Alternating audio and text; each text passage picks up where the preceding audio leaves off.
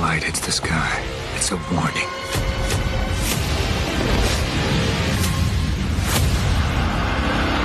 No, I am. After all the Batman movies you've watched, it's time to prepare yourself for the darkest of them. The Batman, starring Robert Pattinson as DC Comics' Caped Crusader, is available now in cinemas exclusively. Apocalyptic cinematic experience from start to finish. It's a horror movie opener to a teaser ending. Bruce Wayne's campaign against Gotham City's street crime has been going on for 2 years now, after the death of his parents.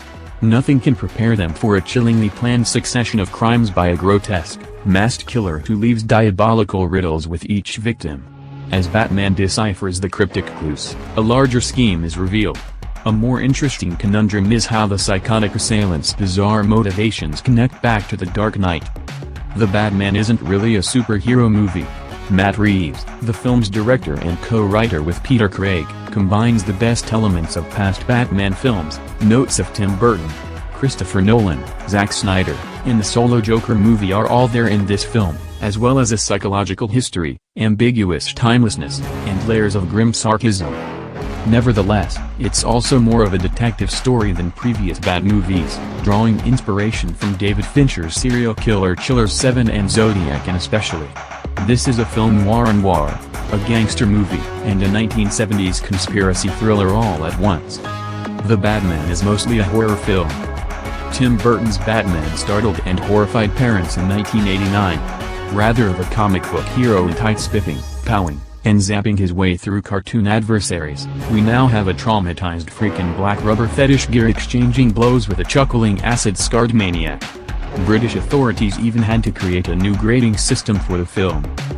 Not to mention the ongoing debate among fans over whether superhero movies should be for children or adults. You can't show a youngster the Batman at any point in time.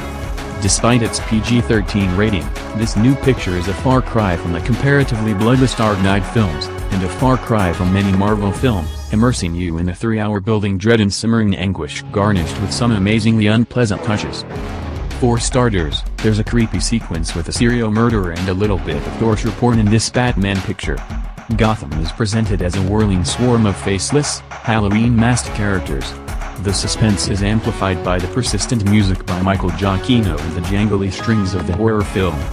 Ghoulish serial murderer, not villains, is responsible for causing the metropolis to boil over with a boiling cauldron of creeping terror. Behind his mask, Batman metes out cold-blooded retribution with an air of cold indifference. When it comes to Batman, Robert Pattinson is a far cry from either Christian Bale or Ben Affleck. Despite his inexperience, this younger Bruce Wayne is already unraveling as he sits in the basement, listening to Nirvana and wearing mascara while he drowns in a filthy wave of lawlessness and depravity.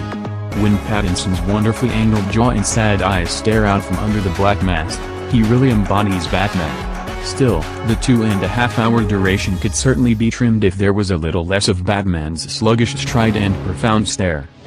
This Batman, despite his incredible combat abilities and investigative brilliance, is scarcely able to stand on his own 2 feet. As a result, the movie gains a significant amount of momentum. Zoe Kravitz'S performance as Selina Kyle, the Catwoman to Robert Pattinson's Bat, is compelling. Instead of examining the character's depths, the film resorts to schlocky twists to disguise the character's true self. Jeffrey Wright's friend Officer Jim Gordon, on the other hand, has the unenviable chore of sitting next to Batman and grimacing while he spits out exposition. Farrell and Turturro are plainly having more fun. Colin Farrell's barely there, Al Capone riffing on Robert De Niro's character from The Untouchables and Brando's purring menace from The Godfather.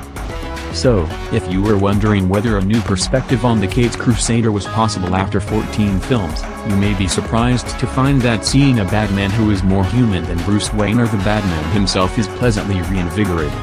Unlike the other Batmans, this one has to flee for his life when he has to get out of a room. Even if Batman has done it a million times, Pattinson's grimace tells us that this is the first time he's really done it in the film. Suddenly, a superhero cliché becomes a real-life moment of danger and suspense for the viewers. When it comes to the plot, the action sequences are very spectacular. The battles are shown as lengthy, lingering shots that highlight Batman's fury and efficiency. Using light and shadow as a backdrop for the fight scenes helps heighten the tension. A post-apocalyptic vehicle pursuit could be the most exciting of them all. The Batmobile, driven by Pattinson's Batman, is as wacky as the character himself, rather than a flashy, high-tech speedster or city conquering tank. Infernal flame and crimson taillights illuminate this demonic hot rod as it snarls at its target in a race to eat it. It's one of the film's most explosive moments.